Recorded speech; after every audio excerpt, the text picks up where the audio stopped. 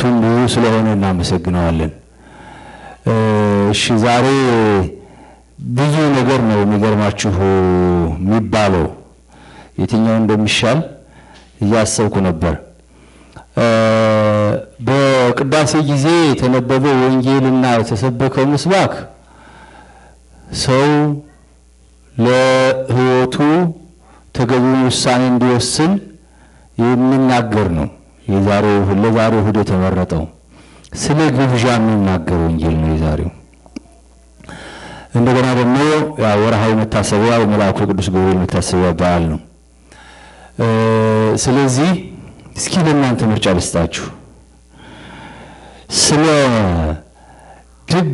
ሰርጉ ድግስ መማር ትፈልጋላችሁ? ስለ መላእክት ስለ ቅዱስ ገብርኤል ወይም ደግሞ እሱን ስለ መሰሉት መላእክት ብንማር ትመርጣላችሁ? እናንተ ምረጡ። ዛሬ ቡፌ ቢሆን ለምሳሌ ወንጌል ቡፌ ይሆን አንድ ቀን ግን ምርጫ ሁለት ብቻ ቢሆን ቡፌ ይሰራል እንደዛ ብሎ የለም 3-4 ዓመት መሆን አለበት አይደል? ግድ የለም ግን ባሁኑ በቤት የበላ ሁለት ነገር ብቻ ቢቀመጥ አንደኛው መላእክትን በሚል የያዘ እና ቅዱሳንን መላእክትን የያዘ፣ ሁለተኛው ነገር ደግሞ የሰርግ ድግስን ግብዣ እና ንጉሱ የጠራውን ሰርግ ድግስ የያዘ ቢኖር መጀመሪያ የትኛውን ትመርጣላችሁ?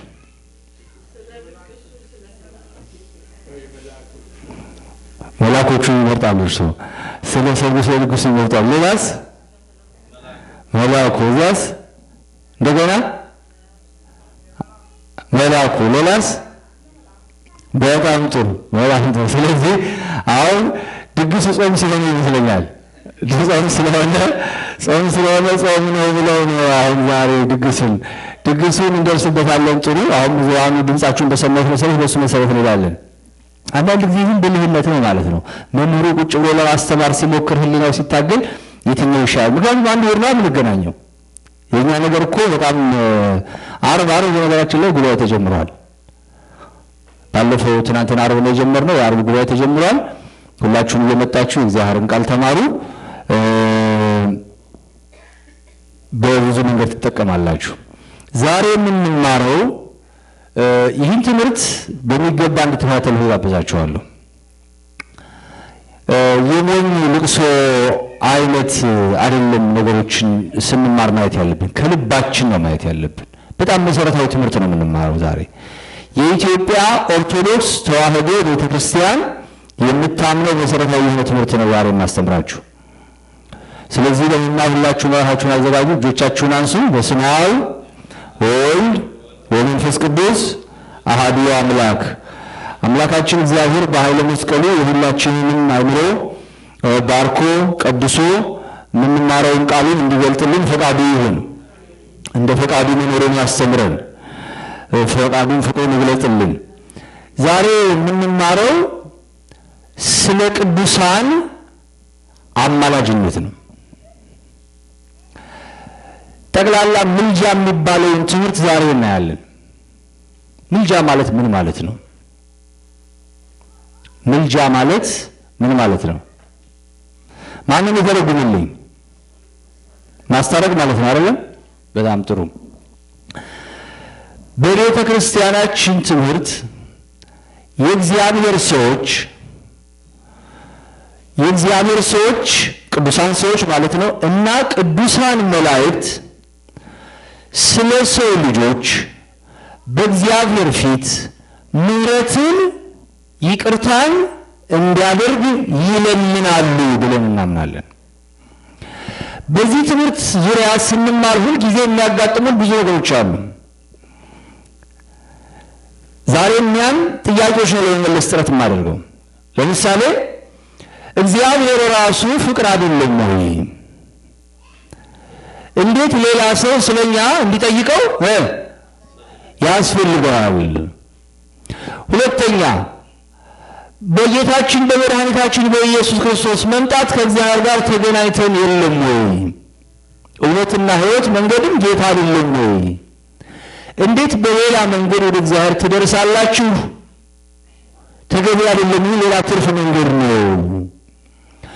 ወይም ደግሞ ሰው በኢየሱስ ክርስቶስ ደምና መስቀል ስለዳነ ከዚህ በኋላ ሌላ አይነት ትምህርት ሌላ አይነት ሐሳብ በጭራሽ አያስፈልግም የሚሉ ሐሳቦች ይነሳሉ። ምክንያት ስለ ክብረ ቅዱሳን ወይም ስለ ቅዱሳን ጸሎትና ምልጃ የሚሰጠውን ትምህርት ሰዎች የሚረዱት በጌታችን በኢየሱስ ክርስቶስ መስቀል ያገኘነው ነገር ተቃራኒ አድርገው ነው የሚያዩት። ወይም ደግሞ በጌታ ያገኘነው ነገር በቂ ስላልሆነ ስላልዳን በመላእክት በኩል በቅዱሳን ሰዎች በኩል ወደ እግዚአብሔር ለመቅረብ የሚደረግ ጥረት እንደሆነ አድርገው ነው የሚያስቡት። በጣም ከፍተኛ የሆነ የግንዛቤ ልዩነት ነው ያለው በቤተክርስቲያን አስተምህሮ ውስጥ። ይሄ ብዙ አይደለም መሰረተ ሐሳቡ። ይህን ጽንሰ ሐሳብ እንድንረዳ ያስፈልጋል። በይበልጥ በአሁኑ ሰዓት ብዙ ሰው ቅዱስ መጽሐፍን የሚያነብ ነው። ድሮ እንዲህ ተብሏል ብሎ የተባለውን ሰምቶ የሚሄድ ነበር። አሁን ሁሉ አንባቢ ነው፣ ሁሉም አገናዛቢ ነው። ትክክለኛውን የቤተክርስቲያን ትምህርት መሰረተ ሐሳብ መረዳት ያስፈልጋል። ምልጃ ማለት ወይም በቅዱሳን ሰዎች በኩል አንዱን ቅዱስ ማልድልን ወይም ጸልይልን ስንለው በሕይወት ያለ ከሆነ በሕይወት ያለ ሊሆን ይችላል። ካለፈም በኋላ በስሙ ልንማጸን እንችላለን። የአይነት ነገር ሲደረግ ወይም አልፎም ከሆነ ስለዚያ ስለሞተው ቅዱስ ቤተክርስቲያን ብትጸልይ ወይም የሞተውን ቅዱስ ብሎ እግዚአብሔር ደግሞ ያስበኛል ሌላ ቤተክርስቲያን ብታስብና ብታስምር ይህ መሰረተ ሐሳብ ጨርሶ አሁን ካልኳቸው ሐሳቦች የተለየ ነው። ምልጃን በመሰረተ ሐሳብ ስናየው ምልጃ ማለት አንድ ሰው ስለሌላው ሰው የሚጸልየው ጸሎት ማለት ነው። በግዕዛችን አስተብቆ ይባላል። የጸሎት አይነቶች ብዙ ናቸው። አንደኛው ጸሎት የጋራ ስም ነው፣ በቀጥታ ወደ እግዚአብሔር መጸለይ ነው። የጸሎት አይነት የምስጋና ጸሎት ሊሆን ይችላል። ለምሳሌ አቤቱ እናከብርሃለን፣ አቤቱ እናመሰግንሃለን፣ አቤቱ ቅዱስ ስምህን እንጠራለን፣ ጉልበት ሁሉ የሚሰግድልህ፣ አቤቱ እንሰግድልሃለን፣ አንደበት ሁሉ ላንተ ይገዛል። ይህ ምስጋና ጸሎት ነው። ይህ አንደኛው የጸሎት አይነት ነው። ሁለተኛው ደግሞ የአኮቴት ጸሎት የሚባል አለ።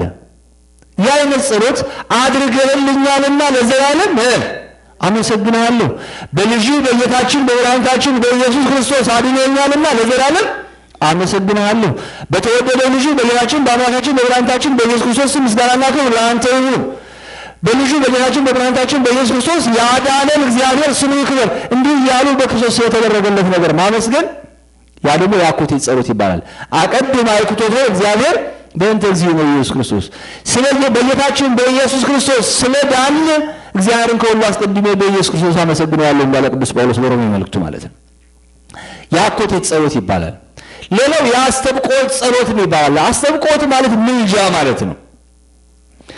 የምልጃ ጸሎት የሚባለው ቤተክርስቲያን እዚህ ያለው ጉባኤ እዚህ ያላችሁት ምእመናን ስለ ኢትዮጵያም ስለ ዓለምም ስለ ሕዝባችን ስለ ወገናችን የምንጸልየው ጸሎት ሌሎች ደግሞ ስለኛ የሚጸልዩ ጸሎት የአስተብቆት ጸሎት ይባላል። ያ የፍቅር መግለጫ ነው። በነገራችን ላይ ጌታ እነዚህ ሁሉ ጸሎቶች እንድንጸልይ በአንድ በአቡነ ዘበሰማያት አስተምሮናል።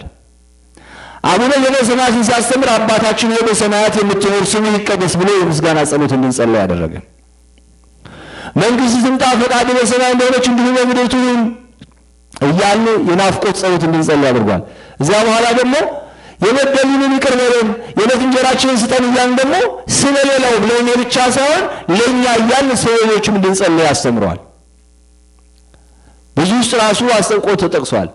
ስለዚህ አስተብቆት የሚባለውን ጸሎት ነው ዛሬ በዋናነት የምናየው።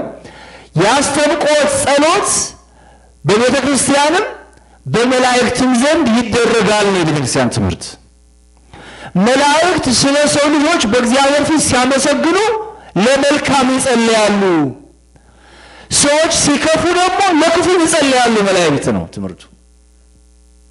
ወነጋችን ላይ እኛ ያኛው ሁለተኛውን ብዙም አይደለም የምንማረው አናውቀውም፣ ግን መልአኩ ቅሰፈው ብሎ ይጸልያል፣ መልአኩ ደግሞ ማረው ብሎ ይጸልያል። ስለዚህ የአስተብቆትን ጸሎት በሚያስደንቅ ሁኔታ በእግዚአብሔራችን እንዴት እንደምታሳየው ሁልጊዜ ሲቀደስ የምትሰሙትን አንድ ነገር ላንብላችሁ። በጣም በሚገርም ሁኔታ ነው የተቀናጀው። ብዙ ቦታ ላይ ያለ አስተብቆት ጸሎት።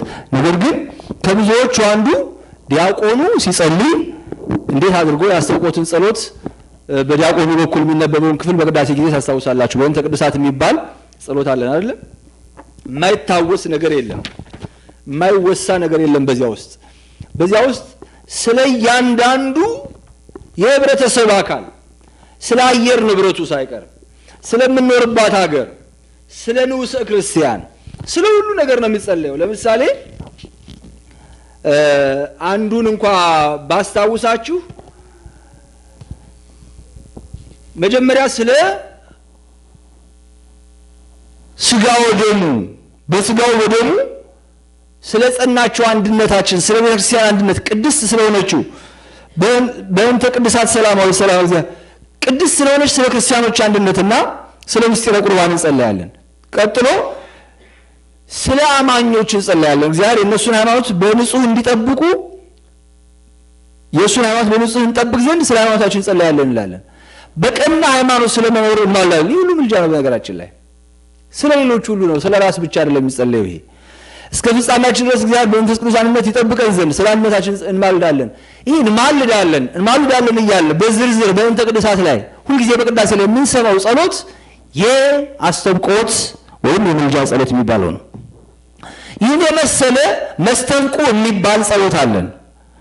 ለእግዚአብሔርም የሚቀርብ የጸሎት አይነትም አለው ከመስተንቁ ውስጥ። ስለዚህ ያ ጸሎት በተለየ መንገድ ይቀርባል። ይህ ጸሎት በቤተ ክርስቲያንና በቅዱሳን ሰዎች በቤተክርስቲያን ስም በቅዱሳን ሰዎች ማለት ነው፣ እንደዚሁም ደግሞ በቅዱሳን መላእክትም ዘንድ በእግዚአብሔር ፊት የሚቀርብ ጸሎት ነው። አሁን በዋናነት ዛሬ እንድንለይ የምፈልገው በክርስቶስ የዳነ ሰው፣ ጌታን ያወቀ ሰው፣ በመልዕልተ መስቀል ክርስቶስ ደሙን አፍስሶ ሥጋውን ቆርሶ እንዳዳነው የሚያውቅ ሰው መልአኩን ጸልይልኝ ወይም ደግሞ በቅዱሳን ስም መማፀን ስለ ገሌ ስለ አብርሃም ብሎም ስለ ያዕቆብ ብሎም ማለት ምን አስፈለገው? ልጅ አይደለም ወይ? በአባቱ ቤት አይደለም ወይ ያለው? ያውስ የደም ዋጋ ተከፍሎለት የለም ወይ ብሎ ሰው ሊያስብ ይችላል። እውነት ነው፣ ደም ተከፍሎለታል፣ ፍጹም ዋጋ ተሰጥቶታል።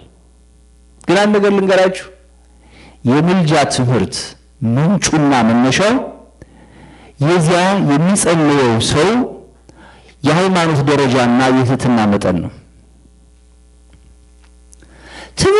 ትምህርት ሃይማኖቱን ሎጂካሊ ዝም ብለን በቀደም ተከተል እንዲህ ከሆነ እንዲህ ስለሆነ ብለን በመጽሐፍ ብቻ የምናየው ሳይሆን በሕይወታችን የምንወዝነው ነገር ነው። አንድ ምሳሌ ልጥቀስላችሁ። በክርስቶስ የተጠራነው ምን እንደሆነ ሁላችሁ ታውቃላችሁ።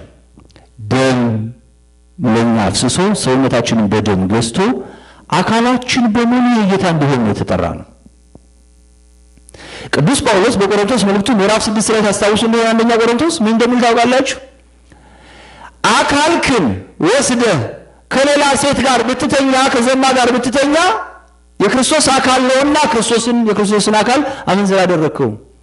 አካልሽን ወስደሽ አመንዝራ አደረግሽው በቅድስና ባትኖሪ ብሎ ሰዎችን ይወቅሳል። አካል ቤተ መቅደስ ነው ይላል። አሁን ሰው ይህን የሚያውቅ ሰው በዚህ መኖር እንዳለበት ያውቃል። በዚህ መኖር አቅቶት በሚወድቅበት ጊዜ የእግዚአብሔር ምሕረት ይለምናል። ጌታዬ ሆይ ውድቅ ያለውን አንሳይ ብሎ። ግን የሰው ልጅ ታውቃላችሁ በጣም የሚገርም ተፈጥሮ ነው ያለን። አሁን አልቅሰን ተነስተን እንባችን ሳይደርቅ መልሰን እንወድቃለን። እንባችን ሳይደርቅ ንስሐችንን ሳንጨርስ በሌላ በደል እንወድቃለን። በዚህ ጊዜ ምን ይሆናለን? ራሳችንን እናያለን፣ በጣም እንሰቀቃለን። እኔስ በእውነት ልጅ ልባል የማይገባኝ ነኝ፣ በጣም ደካማ ነኝ። ስለ ወዳጅህ ስለ እናትህ ብለን እርሱን በአካላቸውን በኑሯቸውን ደስ ያሰኙትን ቅዱሳንን በመለመን ራሳችንን ጥለንና የማይገባን እንደሆነ አስበን በፍቅር ሆነን እንለምናለን። ስለዚህ የት እንደወደቀና የት እንደሚወድቅ የሚያውቅ ክርስቲያን በፊትና ሆኖ ራሱንም አውቆ ነው የቅዱሳንን ስም ለጸሎት ማነሳሻ የሚጠቀምበት። አሁንም የሚጸልየው ወደ እግዚአብሔር ነው። አሁንም የሚማጸነው እግዚአብሔርን ነው። አሁንም አቤት የሚለው ወደ እግዚአብሔር ነው። የደህንነት የምህረቱ ምንጭ አሁንም ባለቤቱ ነው።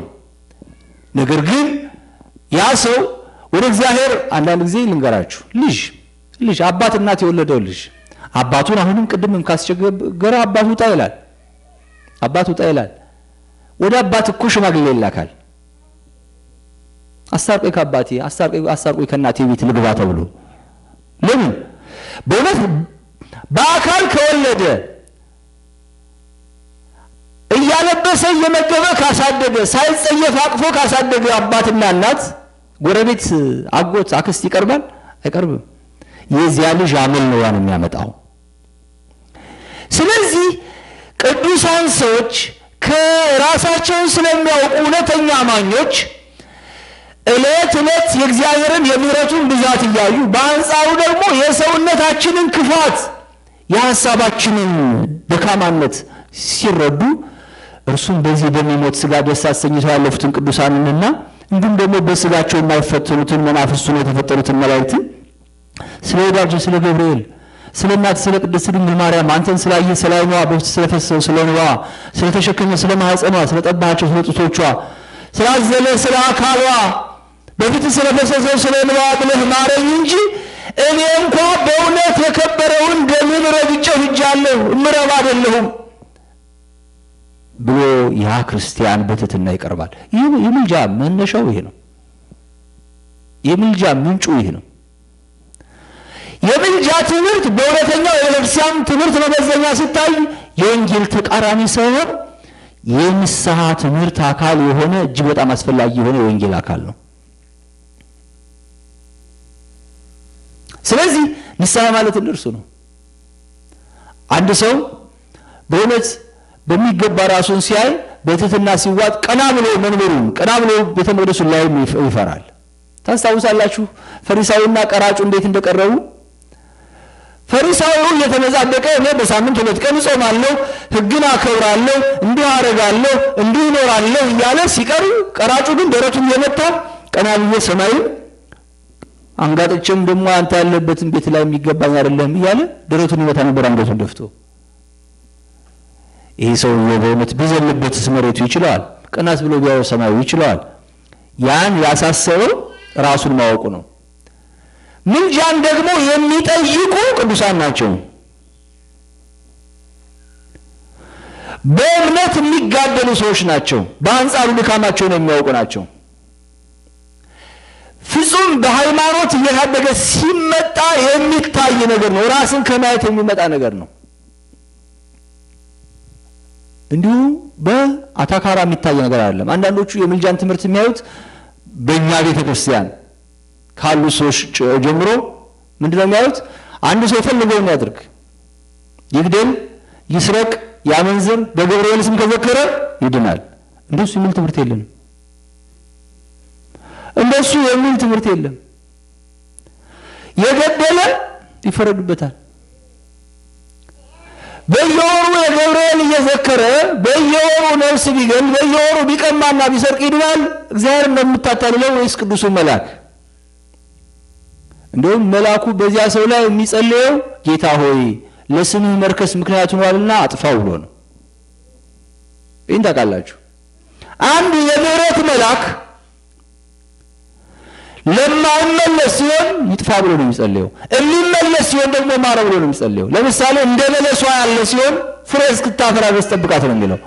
የማይመለስ ሲሆን ደግሞ ቅጣ ብሎ ነው የሚጸልየው። ስለዚህ የወንበዴዎች ዋሻ አድርገን እንዳናስብ ያስፈልጋል። ሰው የፈለገውን ይሁን ምንም ያድርግ ለአንድ ጊዜ ሊደረግለት ይችላል።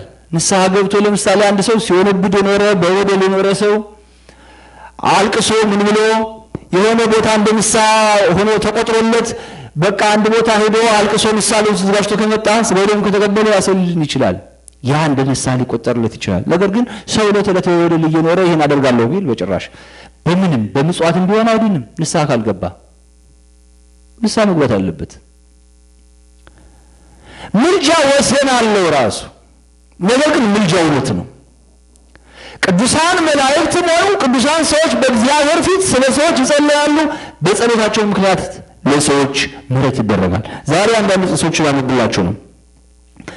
ማነብላችሁ ጥቅስ ዛሬ ትኩረታችን ምልጃ ላይ ነውና በጠቅላላ ቅዱሳን መላእክት እንዴት በእግዚአብሔር ፊት ጸሎት ጸልየው ስለ ሰው ልጅ ምሕረትን እንደሚያሰጡ የሚያሳዩ ጥቅሶች ያነብላችኋለሁ። በነገራችን ላይ ከዚህ በፊት አንድ አትላንታ ሄጄ ትንሽ ስለዚህ ነገር ተናግሬ ነበር።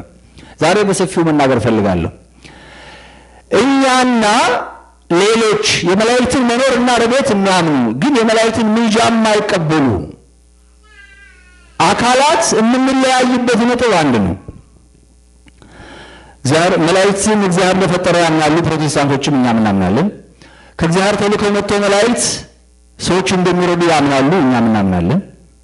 ነገር ግን ልዩነታችን የእግዚአብሔር መልአክ የሰውን ጥያቄ የሰውን ሐዘን ወይም ሰው በቀበትን ሁኔታ አይቶ በእግዚአብሔር ፊት ቀርቦ ጌታ ሆይ ይህን ሰው ማረው ብሎ አይጠይቅም ነው የሚሉት እነሱ።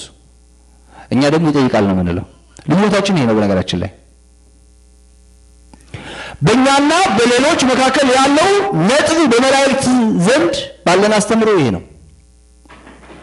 እኛ መላእክት ከእግዚአብሔር ተልከው መጥተው እግዚአብሔር የሰጣቸውን ረድኤትና በረከት ለሰዎች ያደርሳሉ ወይም ደግሞ ሰዎችን ይጠብቃሉ፣ እግዚአብሔር የሚፈሩትን ይጠብቃሉ እንላለን። ከእሳት ያድናሉ፣ ይታደጋሉ እንላለን። እግዚአብሔር ልኳቸው መጥተው በአንጻሩ ደግሞ ሰው የወደቀበትን ሁኔታ አይተው በእግዚአብሔር ፊት በፍቅር ሆነው ልክ አንድ ሰው ለሌላው ሰው እንደሚጸልይ እነርሱም ስለ ቤተ ክርስቲያን ስለሚመናን በእግዚአብሔር ፊት ይጸልያሉ። እግዚአብሔርን ጸሎታቸውን ይቀበልና ይምረናል ብለን እናምናለን።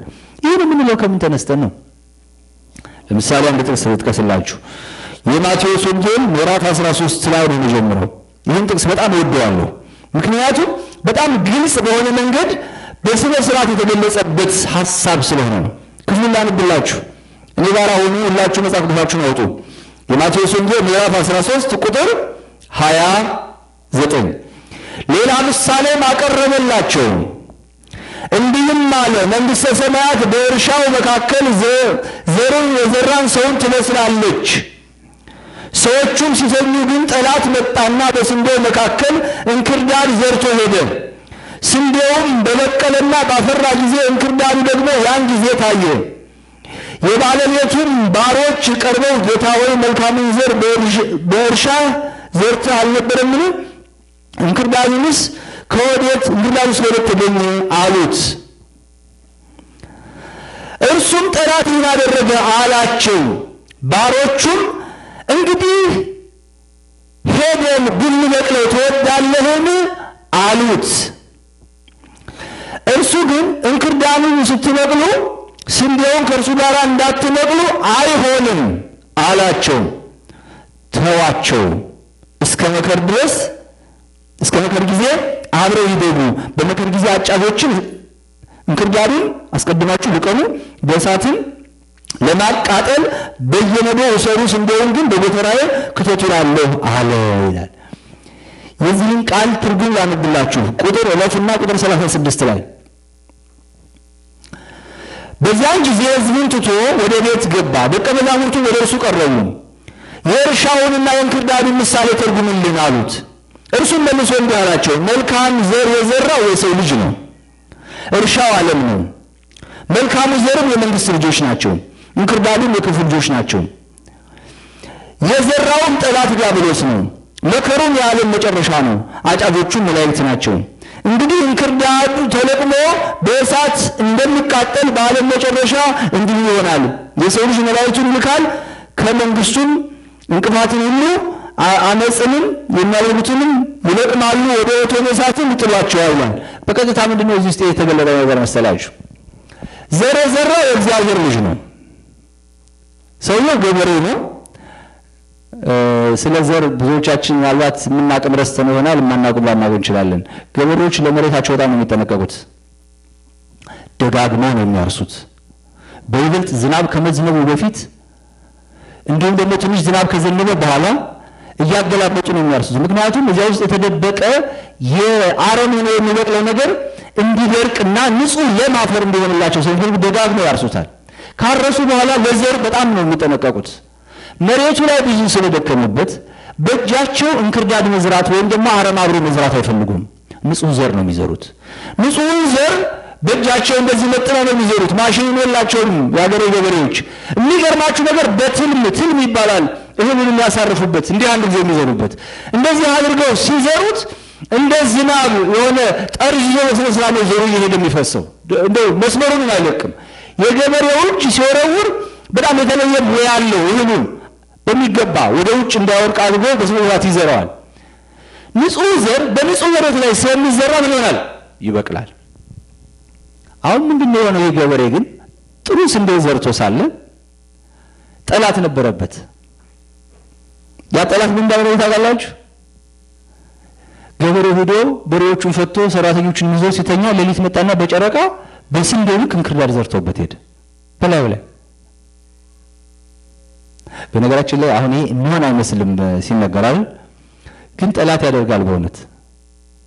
በእኛ ሀገርም እንዲህ ነገር ይደረጋል። እኔ አንድ በጣም የሚያሳዝን ታሪክ ልንገራችሁ። በሰሞኑ የሰማሁት አንድ ወንድም ያጫውተኝ ነበር። አንድ ሀብታም ገበሬ ነበር በሀገራችን። ብዙ ከብቶች አሉት። በጣም ቅን ሰው ነው። በጣም የዋህ ሰው ነው። ብዙ ከብቶች ደግሞ በብዛት አሉት። ሀብቱ ተባርኳል። እና በጣም የሚጠሉት ጎረቤቶች ነበሩ። በሬውን ወስደው አርደው ይበላሉ፣ እንዲህ ያደርጋሉ። ዝም አላቸው።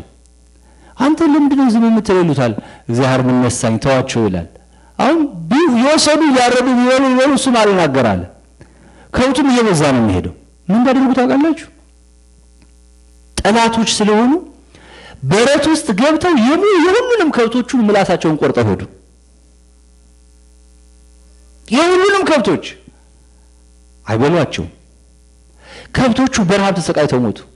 እህል መብላት አይችሉም ነበር። ጠላት እንደዚህ ነው። ጠላት እንደዚህ ነው። ስለዚህ አሁንም በእግዚአብሔር መንግስት ላይ የተነሳው ጠላት ዲያብሎስ እሱ ላይ ተጠቀም ነገር ስርደው ከእንግዳ ጋር በመውቀል ላይ ተጠቀም ነገር ክርስቶስ በመሰረታት ቤተክርስቲያን ላይ ክፉ ሰዎችን አስነስቶ በየጊዜው መረበሽ ይጀምራል ማለት ነው። ክፉ የሚያስወሩ ክፉ ነገር የሚያደርጉ ያ የሚያከብር የሚመስላቸው። በነገራችን ላይ ልንገራችሁ፣ መልካምን ነገር የሚቃወሙ ሁሉ ከዲያብሎስ ናቸው፣ የሱ ዘር ናቸው። ጌታ ሲናገር ራሱ ምንድነው ያለው? እነሱ የክፉ ዘር ናቸው፣ ክፉዎች ናቸው። መልካሙ ዘሮች ደግሞ የመንግስት ልጆች፣ የመንግስተ ሰማያት ልጆች ምእመናን፣ ንጹሃን ምእመናን ናቸው ነው የሚለው። ንጹህን ቃል ወንጌልን ያመኑ የተቀበሉ ናቸው ነው የሚለው። አሁን እዚህ ውስጥ ነው የፈለኩት ምን እንደሆነ ታውቃላችሁ? ስንዴው በበቀለ ጊዜ እንክርዳዱ በቀለና ስንዴውንና እንክርዳዱ የሚጠብቁት አሽከሮች ጌታ ሆይ አሉት መጥተው፣ አንተ የዘራውን ዘር አይተናል፣ ስንዴ ነው፣ እንክርዳዱ ከየት መጣ አሉት። ይህ ጥያቄ ሲያቀርቡ ጌታዬ ምን ብሎ መለሰ? ጠላት ይህን አደረጋለ። ይህ የቃል ልውውጥ፣ ይህ ኮንቨርሴሽን የተካሄደው በመላእክትና በእግዚአብሔር መካከል ነው። አሽከሮቹ መላእክት ናቸው። ገበሬው ራሱ ባለቤቱ ነው። እንክርዳዱን ለምን ማን ዘራው ያሉት መላእክት ናቸው። ምን ማለት መሰላችሁ? የቤተ ክርስቲያን ንጽህናና ቅድስና ሲያድፍ፣ በቤተ ክርስቲያን ሁከት ሲበዛ መላእክት በደሙ ያጠብካት የሕይወት ዋጋ የከፈልክላት ቤተ ክርስቲያን እንዲሆነች ብለው ይጠይቃሉ። ጌታ ጠላት ዲያብሎስን ነው ያደረገው። በፍርድ ቀን ኃጥእ ከጻድቅ ይለያል ይላቸዋል ማለት ነው። ምን አሉት መሰላችሁ? ያንስ እንክርዳዱን ማን ጠላት እንደዘራ ሲነግራቸው እንሂድና እንንቀለው አሉት። ያያችሁ ሄደን እንክርዳዱን እንንቀለው አሉት። ጌታ ግን ምን መለሰላቸው? አይሆንም፣ እንክርዳዱን ስትነቅሉ ስንዴውን አብራችሁ እንዳትነቅሉት አላቸው። እዚህ ውስጥ ምን እንደማላለ መሰላችሁ? በመላእክትና በእግዚአብሔር መካከል ቅርብ የሆነ ግንኙነት መኖሩንና በአንጻሩም የመላእክትን ውሱንነት እናያለን። መላእክትን እግዚአብሔር አይደሉም። ኃጥኡን ከጻድቁ ለይተው የሚያጠፉት ከእግዚአብሔር ትክክለኛ የሆነ መመሪያ ሲሰጣቸው ይሁን ሲባሉ ብቻ ነው። እንክርዳዱ ጋር ስንዴው እንዳይነቀል በመኸር ጊዜ በፍሬው ይለያልና አጫጆች በፍሬው ይለዩታል። ያን ጊዜ ስታጭዱ ለብቻ ታደርጉታላችሁ፣ ስንዴው በጎተራ ገለባው በእሳት ይቃጠላል አላቸው። አሁን ስለ አዝመራው ስለ ስንዴው የተቆጩት እነማን ናቸው? አሽከሮቹ መላእክት ናቸው። ከየት መጣ ይህን ክርዳድ ያሉት እነማን ናቸው? አሽከሮቹ ማለት ናቸው። ምልጃ ማለት ይሄ ነው። በነገራችን ላይ ምልጃ ማለት ይሄ ነው። ምልጃ ማለት ከክርስቶስ ውጭ ሆነ ባዕድ ነገር መፍጠር ሳይሆን የክርስቶስ ቤተክርስቲያን ወደ ክርስቶስ እንድትቀርብና በእርሷም ላይ ስለሚፈጠረው ነገር በሰማይ ያሉ መላእክትም ሆኑ ክርስቶስን ደስ አሰኝተው ዋጋ ያገኙ ቅዱሳን በሩጫ ላይ በእርምጃ ላይ ስላለችው ቤተክርስቲያን የሚያደርጉትን እንክብካቤና ክትትል ነው። የምልጃ ትምህርት እዚህ ላይ የተያዘ ነው። ተዋቸው እስከ ምክር ድረስ ተባሉ። መልስ አግኝተዋል ለጥያቄያቸው። አንድ ሰው የሚማልድ የሚፈልገው እንደሆነለት ብቻ አይደለም፣ የማይፈልገው ሊሆን ይችላል። የተጠየቀው ሁሉ ላይሆን ይችላል። ነገር ግን አይሆንም ተብሎ አይሆንልኝም ብሎ ጠያቂ ዝም አይልም። እዚህ ላይ አሽከሮቹ የጠየቁት አልሆነላቸውም። ያልሆነላቸው መሆን የማይገባው ጊዜ ስለሆነ ነው። በጊዜው ግን ይሆናል። ምን አላቸው? መለየቱን ይለያል አላቸው። ግን አሁን እንዳይሆን የተባለው ስለሌሎቹ ደህንነት ነው፣ ስለ ስንዴው ደህንነት ነው። እንክርዳዱ ሲነቀል ስንዴው አብሮ እንዳይነቀል እነሱ የተጠነቀቁለት ስንዴ እንዳይጎዳ እነሱ ከተጠነቀቁለት በላይ ለስንዴው ለዘራው ዘር ባለቤቱም ስለሚጠነቀቅ ይቆያላችሁ። ግን እነሱ ማክብሮታቸውን ፍቅራቸውን ገልጠዋል። ስለዚህ የቅዱሳን ጸሎት የቅዱሳን አማላጅነት በእግዚአብሔር ዘንድ በሚገባ ተሰሚነት ያለው አማላጅነት ነው። መልስም አግኝተዋል። መልሱ አንደኛ ከማን ነው ለሚለው ጠላት ነው የዘራው ተባሉ። ምንድነው ለተባሉት ጠላት የዘራውን ክርዳድ ነው። ይህ መልስ ነው። ስለዚህ ቅዱሳን መላእክት በእግዚአብሔር ፊት ጥያቄ አቅርበው መልስ አያገኙም፣ ጨርሶ አይጠይቁትም የሚለው የመናፍቃን ሐሳብ ጨርሶ መጻፋዊ አይደለም። ጨርሶ መጻፋዊ አይደለም። እንኳን ቅዱሳን መላእክት እኛ ከዚህ ጸልየን ያገኘናል እንዴ? ከስንት በደል ጋር የምንኖረው እግዚአብሔር ለጸሎት ሁሉ መልስ የሚሰጥ እንኳን የቅዱሳን መላእክቱን አጋንንት ሳይቀሩ ለእግዚአብሔር ጸልያሉ። ያዕቆብን አስታውሳላችሁ? ይፈራሉ፣ ይንቀጠቀጣሉ፣ ወደ እግዚአብሔር ጮኻሉ እኮ ነው የተባለው። ጌታን በምድር ላይ ተገልጾ ሳለ እኮ እንዳታጠፋን እያሉ ጮሁ ነበር። ወደዚህ እንግባ እያሉ ይለምኑ ነበር። ፍጥረት ሁሉ ወደ እሱ ነው የሚያንጋጥጠው። የሁሉንም ጸሎት እግዚአብሔር ይሰማል እንደ ተገቢነቱ። ስለዚህ ምልጃ የዚያ ጸሎት አካል ነው። በጣም ጥሩ። ከዚያ በኋላስ ምንድነው እዚህ ውስጥ የምናየው? ተውት እስከ መከር ድረስ ይቆይ ተባሉ፣ እንዲቆይ ተደረገ። በኋላ ግን አጫጆች ይለዩታል። የእነሱ ሐሳብ መከናወኑ አይቀርም። ነገር ግን የስንዴውን ደህንነት በማይጎዳ መንገድ ነው፣ ቤተክርስቲያንን በማይጎዳ መንገድ ነው። አሁን በምድራችን ላይ ታያላችሁ፣ ሁሉ አብሮ ነው ያለው። ሁሉ እኮ አብሮ ነው ያለው። ሁሉ አብሮ ነው ያለው። የሚያምነው የማያምነው፣ ልቡ የተከፈለው በሃይማኖት የጸናው፣ ስጋውን የሚያረክሰው ስጋውን የሚቀደሰው፣ በክርስቶስ ፍቅር የተያዘው ጨርሶ ስለ ክርስቶስ የማያውቀው፣ ሕገ እግዚአብሔርን የሚዋጋው ሕገ እግዚአብሔርን የሚያከብረው ሁሉ አብሮ ነው ያለው። ዛሬ የመንግስት ልጆች ከብዙ ነገር ጋር ተቀላቅለው ነው በዚህ ምድር ላይ የሚኖሩት። ስለዚህ የኛን ደህንነት ሁልጊዜ እግዚአብሔር ይከታተላል። በእንክርዳዱ ምክንያት ስንዴው እንዳይጎዳ ያደርጋል። ለዚህ ነው እኮ ጌታ በወንጌል ሲያስተምር ትዝ ብሏቸዋል። ስለተመረጡት ሲል እግዚአብሔር እነዚያን ቀኖች ባያሳጥራቸው ነው ይላል ማቴዎስ 24 ላይ። ስጋ የለበሰ ሁሉ በሕይወት ባልኖረም ነበር ነው የሚለው። የተመረጡ የሚባሉት ቅዱሳን ናቸው። ቅዱሳን ሰዎች ናቸው። የሚያምኑ ስንዴዎቹ ናቸው። ያለቅሳሉ፣ ያነባሉ፣ ያዝናሉ። ስለነሱ ሲል እግዚአብሔር ለምድር ምሕረትን ይሰጣል። አንድ ነገር ልንገራችሁ። እዚህ ጉባኤ እንኳን ካለነው ሰዎች መካከል እኛም ማናውቃቸው እግዚአብሔር የሚያውቃቸው የራሳቸው የሆነ የተለዩ ሰዎች ይኖራሉ። ስለዚህ የቤተ ክርስቲያን ውበቷ ምን መሰላችሁ? ሁላችን በአንድ ላይ ሆነን ስንጮህ የተለየ ክብርና ሞገስ ነው የምናገኘው። ስለዚህ እንክርዳዱ ከየት እንደመጣ የት እንደመጣ ጌታ የነገረው ለመላእክቱ ነው።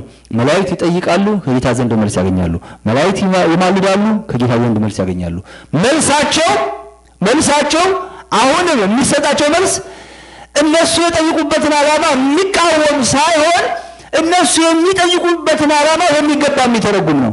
ስለ ቤተ ክርስቲያን ደህንነት ጸለዩ፣ ግን እነሱ ደግሞ ካወቁ በኋላ ሊወስዱት የነበረው እርምጃ ቤተ ክርስቲያን የሚጎዳ እንዳይሆን ጌታ የለም አላቸው፣ ይቆይ አላቸው። ነገር ግን ጥያቄያቸው መልስ አግኝቷል። ይህ የመጀመሪያው ስለ መላእክት ምልጃ የምናነብበት የመጽሐፍ ቅዱስ ክፍል ነው። ሁለተኛ ደግሞ መላእክት በእግዚአብሔር ፊት እዚሁ ጋር በተመሳሰለ ሁኔታ ስለ እያንዳንዱ ስለሚገፋ በምድር ላይ መከራ ስለሚደርስበት ሰው በእግዚአብሔር ፊት እንደሚታዩ የሚያሳየው እግዚአብሔር ቃል አለ። ላንብላችሁ። የማቴዎስ ወንጌል ምዕራፍ 18 ቁጥር 10 ጀምሮ እስከ 14 ላንብላችሁ። ከነዚህ ከታናናሾቹ አንዱን እንዳትንቁ ተጠንቀቁ፣ መላእክቶቻቸው በሰማያት ዘወትር በሰማያት ያለውን የአባቴን ፊት ያያሉ እላቸዋለሁና ይላል። ይህ ቃል በጣም ግልጽ የሆነ ቃል ነው። በእኛ ቤተክርስቲያን ትምህርት እያንዳንዱን ክርስቲያን የእግዚአብሔር መልአክ ይጠብቀዋል ብለን ነው የምናምነው። መልአክ እግዚአብሔር የሚጠብቅ መልአክ አለ። አንዳንድ ጊዜ እኛ ወደ ይገርማቸዋል ጠንቋዮቹ እኒመተኞቹ ክርስትናው ላይ የራሳቸውን ጥላ ጥለውበታል። ውቃቢ የሚባል ስንታችሁ ታውቃላችሁ? ውቃቢ የራቀው ሲባል ስንታችሁ ታውቃላችሁ አይደል? ውቃቢ የራቀው ውቃቢ የራቃት ካሉ ምን ማለት ነው? ቀልበቢስ ሌላ ስሙ ማለት ነው። ቀልበቢስ በትክክል ምን ለማለት ነው? እንዲህ ስንል ቀልበቢስም ወይ ውቃቢ የራቀው ስንል ምን ማለታችን ነው? ይሄ የበልጥ ተማሪ መሆን አለበት አይመስላችሁም? ውቃቢ ማለት በትክክል ወደ እንደው ላሳጠር አቀመ ማለት ጠበቀ ማለት ነው። ውቃቢ ማለት የሚጠብቅ ማለት ነው። አቃቢ ማለት ነው። አቃቢ መልአክ የሚጠብቅ መልአክ አለው ለሰው ብለን እናምናለን በዚህ ወንጌል መሰረት። ለምሳሌ አንድ እንደውም የእግዚአብሔር ሰዎች የሚያደርጉት የሚባለው ነገር አለ። አንድ አባት ነበሩ። እኛ አባት ሕፃን ልጅ ይሄድ ሽማግሌ ይሄድ ምንም ሰው ይሄድ ለሁሉም ነው የሚነሱት። እንዴ እርሱ ለኔ አላቸው አንዱ። እንዴ ለምን አንተ ከማን ታንሳለህ አሉት። ከዛ ትንሽ ቆየና ልጅየው መጣ። ትንሽ ልጅ ብድግ አሉ። ለዚህ ሕፃን ይነሳሉ አባቴ አላቸው። ወዳጅ የሚመጣው እኮ ከእግዚአብሔር መልአክ ጋር ነው አሉት። ስለዚህ የሚገርም አይነት ሐሳብ ነው ቤተክርስቲያን ያለው። መሰረቱ ይህ ወንጌል ነው። የተናቀ የምትሉትን ድሃ የሆነውን ሰው አይን የማይገባ የማትገባ የምትሏትን ሰው አትናቁት፣ አታቃሉት፣ ክፉም አታድርጉበት። ያን ሰው የሚጠብቀው መልአክ ሁልጊዜ በእግዚአብሔር ፊት ይቆማል። ምን ማለት ነው? ሊከሳችሁ ይችላል ማለት እኮ ነው። ድሃውን አያከብርም ብሎ። በነገራችን ላይ ይገርማችኋል፣ የመላእክት ስራ መድሎ አይደለም፣ ፍትህ ነው። የእግዚአብሔርን ፍትህ ነው የሚያስጠብቁት። ምልጃቸውም እንደዚያው ነው፣ ፍቅሩ የሚተረጎምበት ነው። ክፉ በሚሰራው ሰው ላይ አሁን እኮ ምን ያደርጋሉ ማለት ነው? ፍጥረት ግን ያንገላታል ብለው ሊናገሩ ይችላሉ ማለት ነው። እግዚአብሔር የማያውቅ ነው ያውቃል፣ ግን የእግዚአብሔር መንገዱ እንደሱ ነው። በእኛ ቋንቋ ነው ሕግ የተሰራልን። ይገርማችኋል፣ ልክ ሲያውቅ የምንነግረው እያየ የምናመለክተው ሁሉ የእርሱ ሆኖ ሁሉ ለምን ፈቃዱ ነው ስጠኝ የምንለው ሳንለምነው ፈቃዳችን አውቆ የሚያደርግ አምላክ ሲሆን ነገር ግን አንዱ ለአንዱ እንዲያዝንና አብረን እንድንኖር አድርጎ ስለሰራን ይህን አድርጓል። ስለዚህ የሚጠብቀን መልአክ አለ። ከነዚህ ከታናናሾቹ ከክርስቲያኖች ማለት ነው አንዱን እንዳትንቁ ተጠንቀቁ። መላእክቶቻቸው በሰማያት ዘወትር በሰማይ ያለውን የአባቴን ፊት ያያሉና ነው። በእኛ ቤተክርስቲያን ትምህርት መላእክት ሁለት ናቸው። የሌሊት መልአክ የቀን መልአክ አለ እንላለን። የሌሊቱ መልአክ የሚሄደው በሰርክ ማታ ነው። ጸሎት እንደ ጸሎት አለ ከ9 ሰዓት በኋላ። ያኛው ደግሞ የሌሊቱ ይተካል፣ መንገድ ላይ ይገናኛሉ ይላሉ እኛ አባቶች። እንዴት ዋልክ ያ እግዚአብሔር ያስጠበቀህ ነፍስስ እንዴት ነው ያለው ይለዋል። እና ቅን ሰው የሆነ እንደሆነ አንደበቱ ከጸሎት፣ ልቦናው ከእግዚአብሔር ፍቅር፣ እጁ ከምጽዋት፣ ጉልበቱ ከመንበርከክ ከስግደት ያልተለየ እግዚአብሔር የባረከው ፍጥረት ነው ይለዋል። እድሜ ይለምኑለታል። ሁልጊዜ በጤና በሰላም ጠብቀው፣ ቤተሰቧን ባርክ ብሎ መልአኩ በእግዚአብሔር ፊት ይለምንለታል፣ ይጸልይለታል። ስለዚያ ሰው እግዚአብሔርን ያመሰግናል። ክፉ የሆነ እንደሆነ ግን እጁ ከተንኮል፣ ዓይኑ ሌላ ነገር ከማድረግ፣ አካሉ ከዝሙት፣ ልቡ ከትዕቢት ያራቀ ክፉ ሰው ነፍሰ ገዳይ ነው ይለዋል። አምላካችን ዓይናችን እያየ ሕግህን ከሚያፈርስ ሰው ጋር ከምንኖር እንጨት ድንጋይ ታስጠብቀን ይሻለን ነበረ። ስለዚህ እኛ አናውቅም በፍጥረት ላይ እንደኛ ግን ሰዓራ ይበቃዋል ለዚህ ምድር ላይ መኖር ለዚህ ሰው ብሎ ይጸልይበታል ይላሉ አባቶቻችን።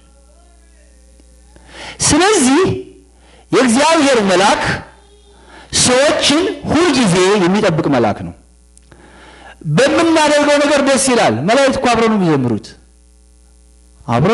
መላእክት ስንዘምር ቤተክርስቲያን እኮ መላእክት ጋር ነው አብራ እረኞች እኮ መላእክት ጋር ነው የዘመሩት። በአንጻሩ ደግሞ ክፉ ነገር ሲሆን ታውቃላችሁ አንዱ መልአክ ራሱ የሚለወጥበት ጊዜ አለ፣ በሁለት ግብር የሚታይበት። ለምሳሌ መልአኩን ቅዱስ ሚካኤልን አስታውሱ። ሕዝቅያስ የሚባለው ንጉሥ እያለቀሰ ወደ እግዚአብሔር ሲጸልይ ምን ሆነው የሚያድን መልአክ ሆኖ ታዘዘለት። ሰናክሬም የሚባለው ንጉሥ በትዕቢት ሲመጣ ግን የሰይፉን ትንሽ ስቦ ቢያሳየው ነው የሚለው ቅዱስ መጽሐፍ። የመልአኩ ሰይፍ ነው የሰናክሬምን ጦር ሰራዊት በሙሉ ምድረ በዳ ላይ ያስቀረው። አንዱ መልአክ የምሕረትም የመዓትም ይሆናል። ለዚህ ነው ቅዱስ ጳውሎስ የእግዚአብሔር ዕቃዎች ይላቸዋል በሮሜ መልእክቱ፣ ለመዓትም ለምሕረትም የተዘጋጁ ናቸው ይላቸዋል። ስለዚህ ቅዱሳን መላእክት በአግባብና በስርዓት የሚሄደውን ሰው የሚጠብቁ እንዲሁም ደግሞ ሲወድቅና ሲንገላታ ጽድቅን ለመስራት ግብግብ ላይ ያለ እንደገና ደግሞ በኃጢአት ሲወድቅ እንዲነሳ የሚያግዙ ናቸው። ፍሬ ሳያፈራ እንዳይቀር የሚያግዙ ናቸው። ልክ እንደ አንድ መምህራቸው።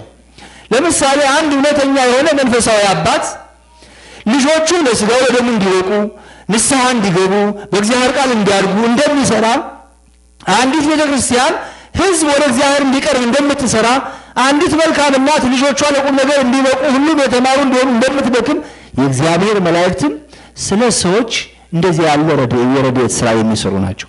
እና መላእክት የሚመለኩ ግን አይደሉም። በኋላ እመጣበታለሁ። በሚያሳዝን ሁኔታ በሚገባ ትምህርታችንን በግልጽ ሰው ካለማወቁ የተነሳ የኛ ሕዝብ ፍጡርና ፈጣሪ ባለማወቅ ለእግዚአብሔር የሚሰጠውን ክብር ለመላእክት የሚሰጥ መስሎ ስለሚታይ በብዙዎች ዘንድ የመላእክትን ነገር በሌላ መንገድ እንዲታይ ሆኗል። ይህ በጣም አጥርተን ማየት ያለብን ነው። እኛ ኦርቶዶክሳውያንን የጥንቱን አስተምሯችንን አጥርተን ማየት መቻል ያለብን። ልማዳዊ መሆን የለብንም፣ መጽሐፋዊ መሆን መቻል አለብን። በዚያ መንገድ ነው መሄድ ያለብን።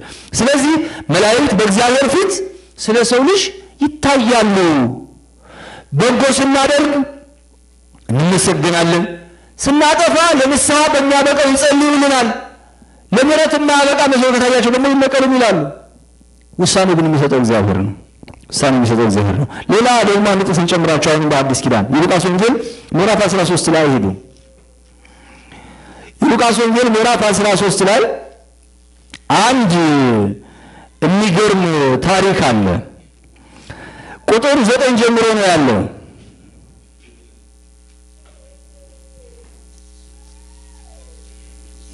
ይቅርታኔ ገና አልደረስኩም።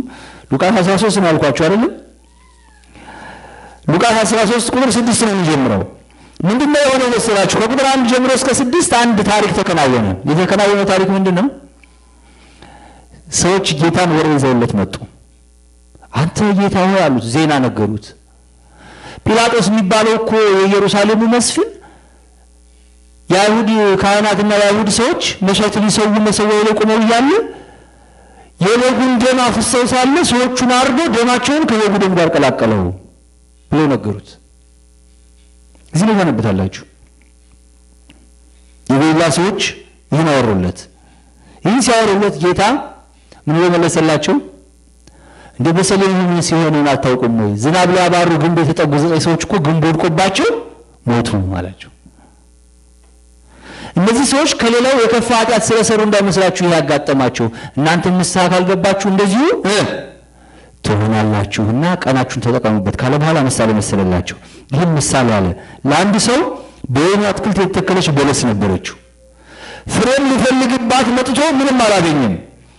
የወይኑ አትክልት ሰራተኛውንም እነሆ ከዚች በለስ ፍሬ ልፈልግ 3 ዓመት እየመጣሁ ምንም አላገኘሁም፣ ቁረጣት፣ ስለምንስ ደግሞ መሬት ታበሰቁላለች አለው። እርሱ ግን መልሶ ጌታ ሆይ ዙሪያዋን እስኮተኩትላትና ፋንድያ እስካፈስላት ድረስ በዚህች ዓመት ደግሞ ተዋት፣ ወደፊት ብታፈራ ደህና ነው፣ አለዚያ ግን ትቆርጣታለህ አለው ይላል። ይህች በለስ በጣም ታሪካዊት በለስ ናት። በብዙ መንገድ የምትታይ በለስ ናት። በቤተ እስራኤል ትታያለች፣ በቤተ ክርስቲያን ትመሰላለች። የመጀመሪያው የበለሱ ባለቤት ያው እግዚአብሔር ነው። አጥሩ ቅጥሩ የረድኤተ እግዚአብሔር ምሳሌ ነው። ጠባቂው ደግሞ የእስራኤልን ሕዝብ ይጠብቅ የነበረ መልአክ አለ። የእስራኤል ሕዝብ ይጠብቁ የነበሩ ነቢያት አሉ። ግን እዚህ ላይ በግልጽ የሚያሳየን ከነቢያት ባሻገር የመላእክትን ነገር በጉልህ የሚያሳይ ነው። ምክንያቱም መጨረሻው ላይ የምናየው ጉልህ የሆነ ነገር አለ። ልክ ቅድም ማቴዎስ 18 ላይ እንዳያችሁት ትንንሾችን የሚጠብቅ መልአክ እንዳለ ሁሉ እያንዳንዱን የሚጠብቅ ሰው እንዳለ ያሳያል።